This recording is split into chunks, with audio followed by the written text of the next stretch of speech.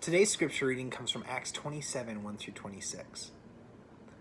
When it was decided that we would sail for Italy, Paul and some other prisoners were handed over to a centurion named Julius, who belonged to the imperial regiment.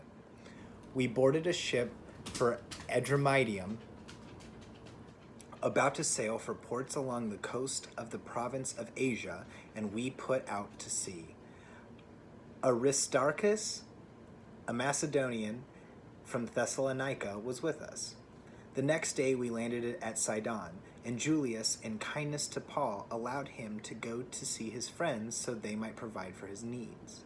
From there we put out to sea again and passed to the lee of Cyprus, because the winds were against us, and we had sailed across the open sea off the coast of Cilicia and Pamphylia.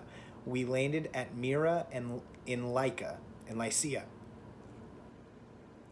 There the centurion found an Alexandrian ship sailing for Italy and put us on board.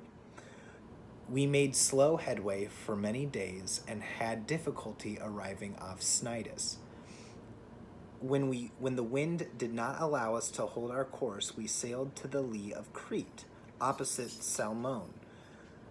We moved along the coast with difficulty and came to a place called Fair Havens near the town of Lasea. Much time had been lost, and sailing had already become dangerous because now it was after the Day of Atonement. So Paul warned them, "Men, I can see that our voyage is going to be disastrous and bring great loss to ship and cargo, and to our own lives also." But the centurion, instead of listening to what Paul said, followed the advice of the pilot and of the owner of the ship.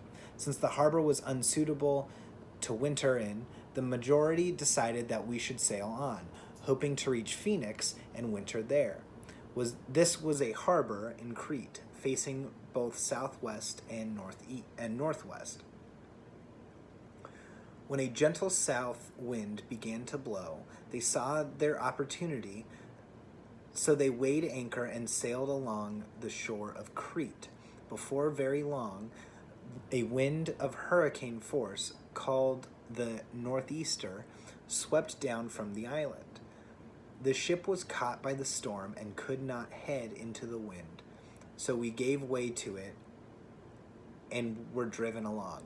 As we passed to the lee of a small island called Cauda, we were hardly able to make the lifeboat secure, so the men hoisted it aboard. Then they passed ropes under the ship itself to hold it together, because they were afraid they would run aground from the sandbars of Syrtis. They lowered the sea anchor and let the ship be driven along. We took such a violent battering from the storm that the next day they began to throw the cargo overboard. On the third day, they threw the ship's tackle overboard with their own hands. When neither sun nor stars appeared for many days and the storm continued raging, we finally gave up all hope of being saved. After they had gone a long time without food, Paul stood up before them and said, "Men, you should have taken my advice not to sail from Crete. Then you would have spared yourselves this damage and loss. But now I urge you to keep up your courage, because not one of you will be lost. Only the ship will be destroyed.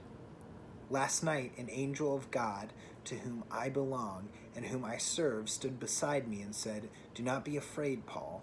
You must stand trial before Caesar, and God has graciously given you the lives of all who sail with you. So keep up your courage, men. For I have faith in God that it will happen just as he told me. Nevertheless, we must run aground on some island.'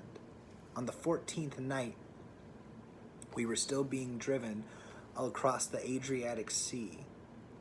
When about midnight, the sailors sensed they were approaching land. They took soundings and found that the water was 120 feet deep. A short time after, they took soundings again and found that it was 90 feet deep. Fearing they would be dashed against rocks, they dropped 4 anchors from the stern and prayed for daylight. In an attempt to escape from the ship, the sailors let the lifeboat down into sea, pretending they were going to lower some anchors from the bow. Then Paul said to the centurion and the soldiers, "Unless these men stay on the ship, you cannot be saved." So the soldiers cut the rope that held the lifeboat and let it drift away. So before dawn, Paul urged them all to eat. "For the last 14 days," he said, "you have been in constant suspense and have gone without food. You haven't eaten anything. Now I urge you to take some food. You need to survive. Not one of you will lose a single hair from his head." After he said this, he took some bread and gave thanks to God in front of all of them. When he broke it and began to eat, they were all encouraged and ate some food themselves. Altogether, there were 276 of us on board. They had eaten as much as they wanted. They lightened the ship by throwing the grain into the sea. When daylight came, they did not recognize the land, but they saw a bay with a sandy beach. There they decided to run the ship aground if they could. Cutting loose the anchors, they left them in the sea and at the same time untied the ropes that held the rudders. When they hoisted the foresail to the wind and made for the beach, but the ship struck a sandbar and ran aground. The bow stuck fast and would not move, and the stern was broken into pieces by the pounding of the surf. The soldiers planned to kill the prisoners to prevent any of them from swimming away and escaping, but the centurion wanted to spare Paul's life and kept them from carrying out their plan. He ordered those who could swim to jump overboard first and get to land. The rest were to go there on planks or on other pieces of the ship. In this way, everyone reached land safely.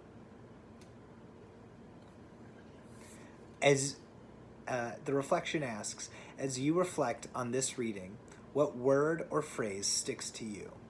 How do you feel God using this part of the Bible in you today?